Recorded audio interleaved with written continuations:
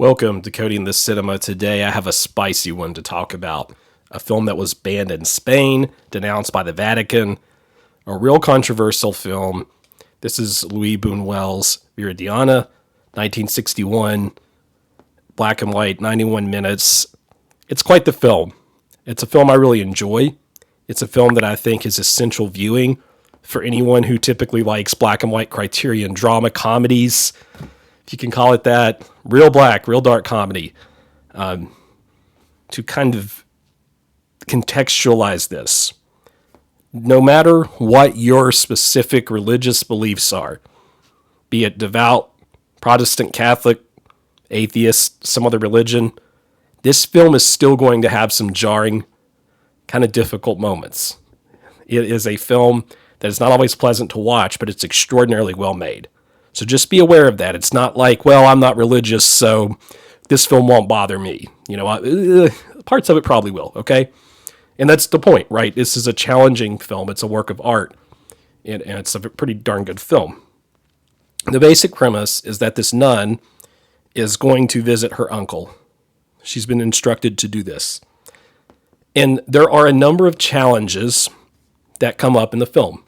Her uncle in that relationship is probably a good bit of where the controversy stems from. That's part of it. There's also a scene later on involving some beggars around the estate. And it is very clearly, perhaps too much like on the nose clearly, a reference to the Last Supper painting. And I can really see how that part of the film is tough for some folks.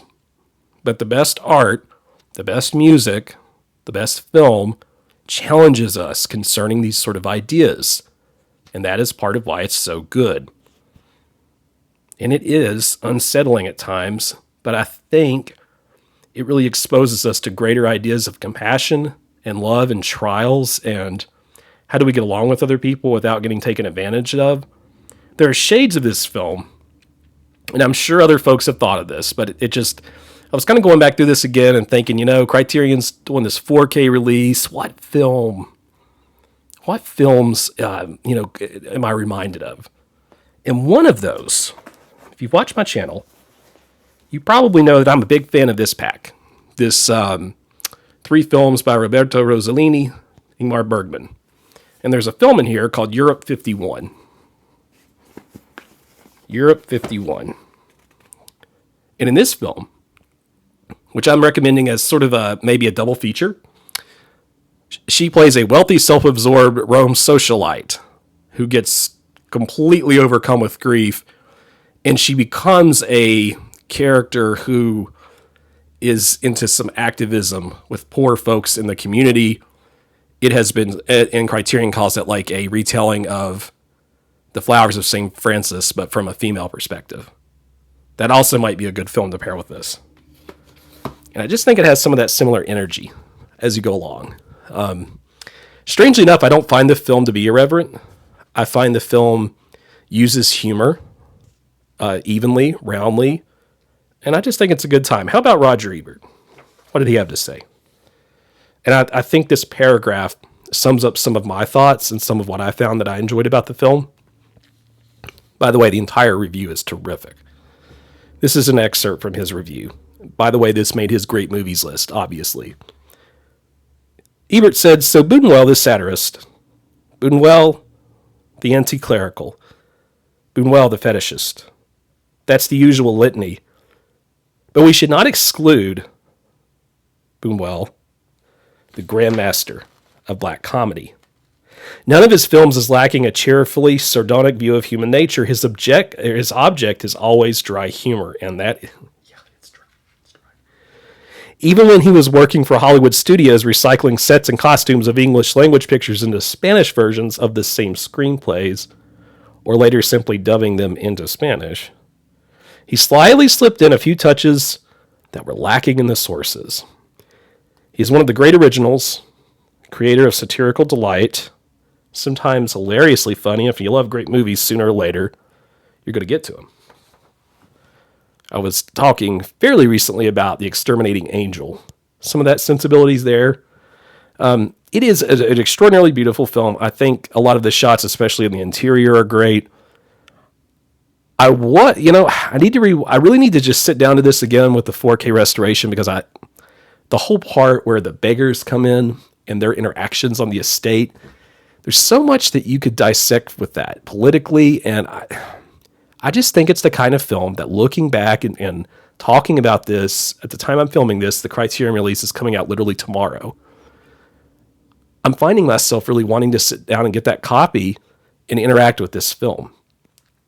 And I have talked about EL before on the channel. I have a review of that. You should check out. I have the film up there, and I like that film, but I think this film's even better. And I also like this film a little bit better than I like The Exterminating Angel, even though that's obviously a great film as well. This is a director I've only seen a few films from, but when I did my greatest directors list, some of you had him in your top 10, and that's obviously a great choice. So I'm going to go deeper into this director's filmography. That's something I plan on doing.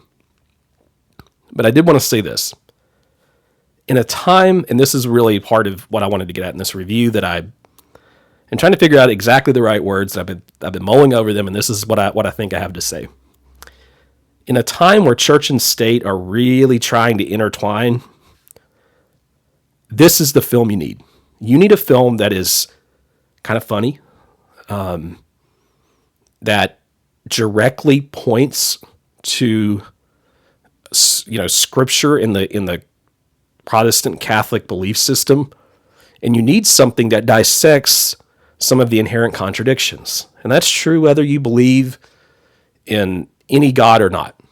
It is important for a person to look at their own faith and their own values and approach that material with a film that, quite frankly, can make fun of a lot of that.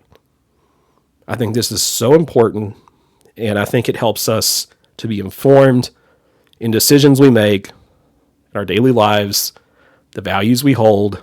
And so here's a timely film. Here's a timely release. I talked the other day on a stream about how great art, never really dies. It has an eternal value, and this is certainly one of those films. It's unpleasant. I'm not going to lie, there's some unpleasant scenes, but definitely worth watching at the very least.